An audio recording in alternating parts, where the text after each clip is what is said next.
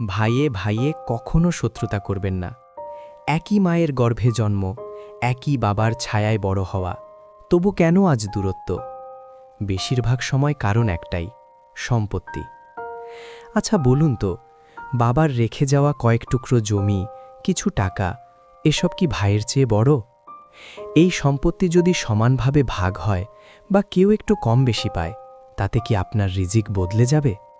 আল্লাহ যা লিখে রেখেছেন তাকে কেড়ে নিতে পারবে কোনো কাগজের দলিল? ভাবুন তো, আপনি যদি ভাইয়ের থেকে একটু বেশি নেন, সেই বাড়তি অংশ কি সারা জীবন আপনার বুকে শান্তি এনে দেবে, নাকি রাতে ঘুম ভাঙিয়ে দেবে ভাইয়ের কষ্টের কথা মনে করিয়ে? ভাই মানে তো ঢাল, বিপদে আশ্রয়।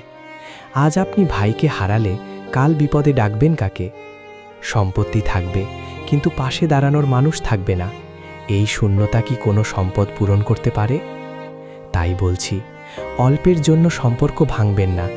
ক্ষমা করুন, ছাড় দিন, প্রয়োজনে একটু কম নিন, কিন্তু ভাইকে হারাবেন না। ভাইয়ে ভাইয়ে সম্পর্ক ভালো রাখুন, তাহলেই আপনাদের মাঝে শত্রু ঢোকার কোনো দরজা খোলা থাকবে না। কারণ যেখানে ভালোবাসা থাকে, সেখানে শয়তানের জায়গা হয় না।